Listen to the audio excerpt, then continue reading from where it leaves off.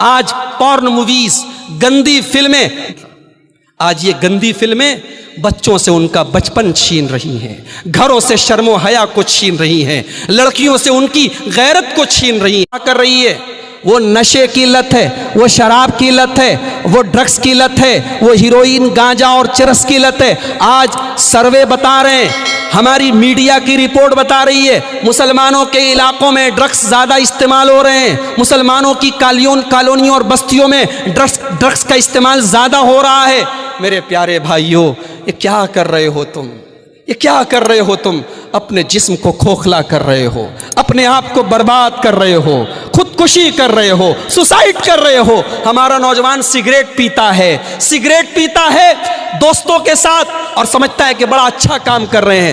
بمبئی میں cancer hospital موجود ہے، ٹاٹا ہاسپٹل موجود ہے، اسماعیلیہ ہاسپٹل موجود ہے۔ جاؤ ذرا کینسر کے ان مریضوں کو دیکھو جو تمباکو کی وجہ سے کینسر کے جیسے بیماری کے شکار ہوئے ہیں۔ اپنے آپ کو قتل نہ کرو، اپنے آپ کو قتل نہ کرو۔ وَلَا تَقْتُلُوا أَنفُسَكُمْ، قرآن کہتا ہے کہ آتم ہتیا نہ کرو۔ یہ جان اللہ کی امانت ہے، یہ بدن اللہ کی امانت ہے، اسے خراب مت کرو۔ شراب وہ خبیث چیز ہے۔ اللہ کے پیارے نبی فرماتے ہیں ان الخمر اکبر الکبائر، شراب سب سے تمام بڑے بڑے گناہوں میں بڑا گناہ ہے۔ وہ ام الفواحش، اور تمام بے حیائی اور گندے کاموں کی جڑ ہے۔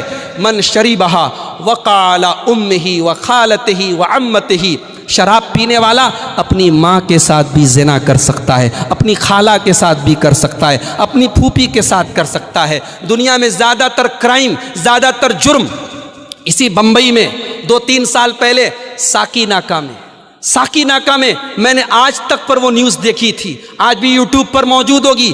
15 سال کے ایک لڑکے نے 10 سال کے ایک لڑکے کے ساتھ بدفعلی کرنے کی، غلط کام کرنے کی کوشش کی۔ لڑکا تیار نہیں ہوا تو اس 15 سال کا لڑکا جو ہمارے انڈین لاء کے حساب سے نابالغ ہے، مائنر ہے، 15 سال کے اس لڑکے نے 8 یا 10 سال کے اس بچے کو قتل کر دیا۔ 15 سال کا ایک لڑکا قاتل بن گیا۔ کیا ہو رہا ہے اس سماج کو؟ آج پورن موویز، گندی فلمیں، بعد میں جب خبر والوں نے تحقیق کی تو پتہ لگا کہ وہ 15 سال کا لڑکا گندی فلمیں دیکھتا تھا۔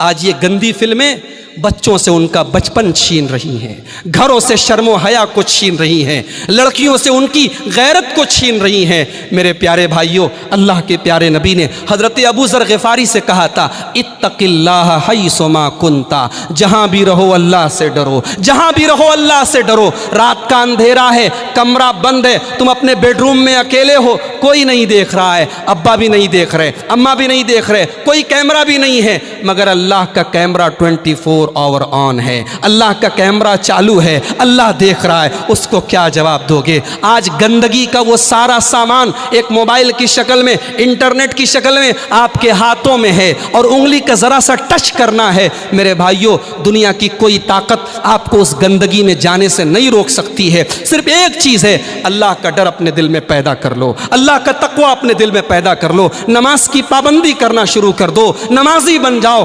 انشاءاللہ یہ گندی عادتیں دھیرے دھیرے چھوٹ جائیں۔